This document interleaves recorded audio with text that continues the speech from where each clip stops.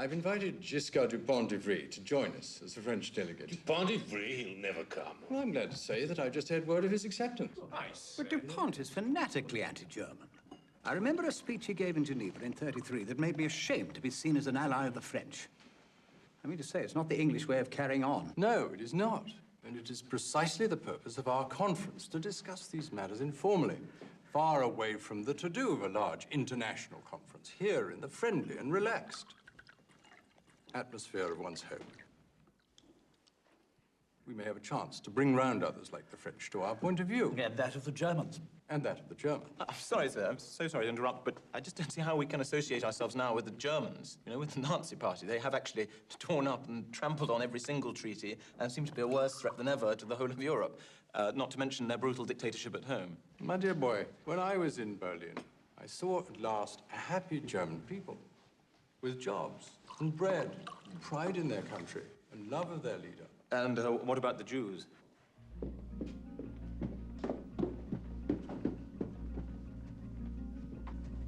Mr. Stevens, was it his lordship's wish that the Chinaman from the cabinet room should be exchanged with the one outside the door? Chinaman? Yes. The Chinaman from the cabinet room is now outside this door. Come and see for yourself. I'm busy at the moment. All you have to do is pop your head outside this door and see for yourself. It won't take a moment. I will look into the matter in due course, Miss Kenton. You think it might be a fantasy? A fantasy on my part, due to my inexperience? I'm busy in this room, Miss Kenton. I shall wait. Outside.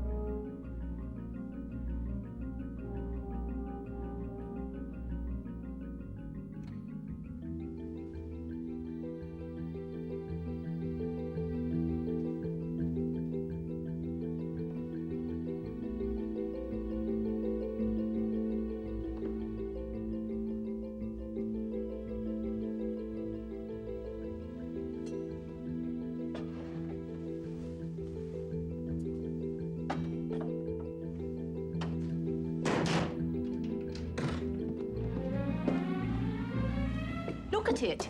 Is that or is it not the wrong Chinaman? Miss Kenton, I'm very busy. I'm surprised that you have nothing better to do than stand around all day. Mr. Stevens, look at that Chinaman and tell me the truth. Miss Kenton, I would ask you to keep your voice down. What would the other servants think to hear us shouting at the top of our voices about Chinamen? And I would ask you, Mr. Stevens, to turn around and look at the Chinaman.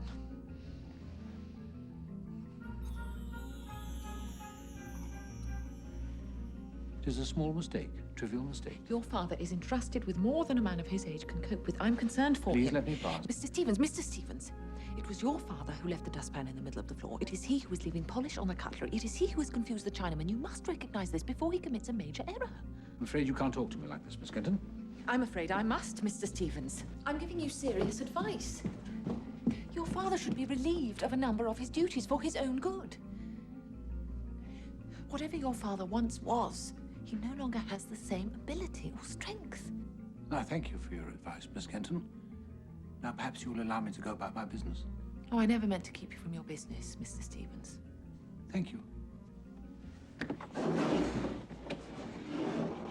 It's vital that we've agreed a common policy before the arrival of, your Frenchman. What's his name again? Giscard Dupont-d'Ivry.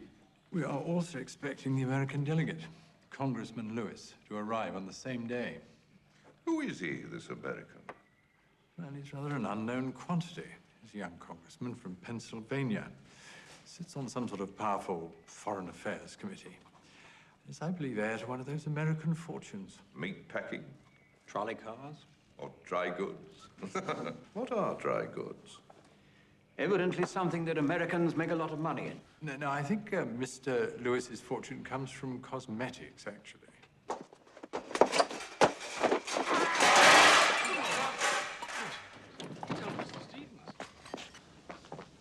Get a cushion quickly.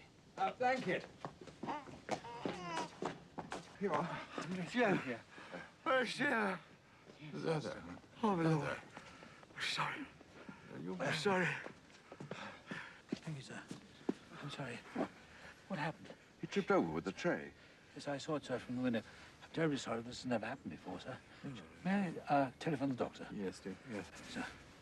I'm sorry. Don't worry. I'm sorry, Lord. Oh, Stevens. Ah, yes, my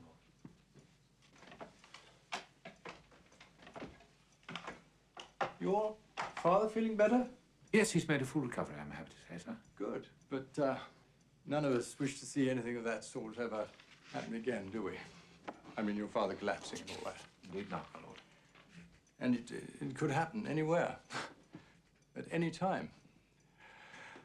Look here, Stevens, the first of the foreign delegates will be arriving here in less than a fortnight. Yes, we are well prepared, my lord.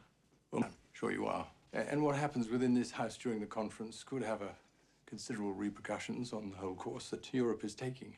Yes, Yes, it means a great deal. And I may as well tell you, Stevens, it means a great deal to me, personally. I had a German friend, Karl-Heinz Bremen.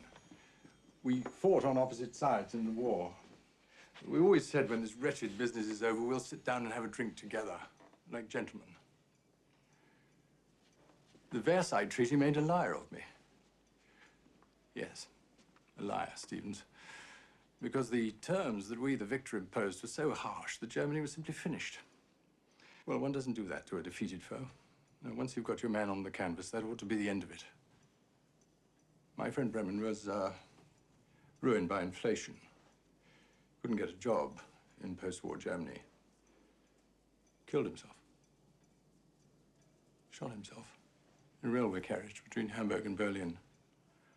Well, ever since that time, I felt it my duty, my job, Stevens, to hold out a helping hand to Germany. Give her a fair chance.